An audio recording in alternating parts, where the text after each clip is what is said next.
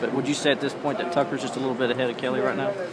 I don't know if that's a fair, thing to say right now without watching the film, because obviously we always tell them it's never as bad as it seems, it's never as good as it seems. So we got to get in there and look, and obviously, if you make a play, then obviously everyone's going to give you the head, but you got to look at the whole total body of work and kind of see where those guys are. And again, they're different, and they add different elements to the game. And again, Tucker made some plays, Kelly made some plays, but you also still see some freshman mistakes out of both of them. Coach also said he was pleased with how the running backs did today. What in particular were they doing well? Well, you saw, pretty much all of them making plays in the running game, and there's been some things that we've been working on, and you're starting to see that translate.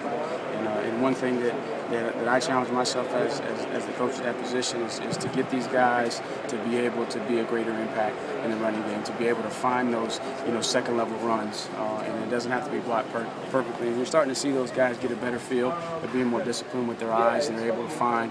Whereas in the past, they were running the track and might not be quite disciplined in the 2-yard game. Instead of a 2-yard game, now you're seeing 4- and 5-yard games, and it helps us offensively because we can stay ahead of the chains. So all of them are progressing, and I think Wayne is continuing to assert himself as the top guy in the room, but everybody else is chasing. And that's a good thing for him because he has to continue to push each and every day because those guys are behind him. Zach, I thought, had his best day of the spring. We saw him make a couple of plays, which was really, really good to see. And then having CJ back in the fold, he's a little bit different, change of pace guy. And you saw him break a couple tackles and make a couple of plays. So overall, they're competing, but still we got some things we got to continue to work. Thank you. How challenging is it going up against that defense, especially the scrimmage side? They seem to have a pretty good day today. Yeah,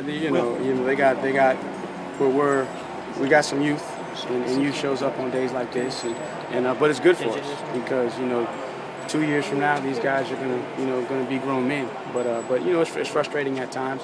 But again, I thought they did some good things. I thought they put some drives together, and then we just got into some situations where we started to hurt ourselves. We had a couple of false starts, a couple of holding penalties that kind of stalled drives, especially when we got in the red zone. But it's good for them, but painful at times.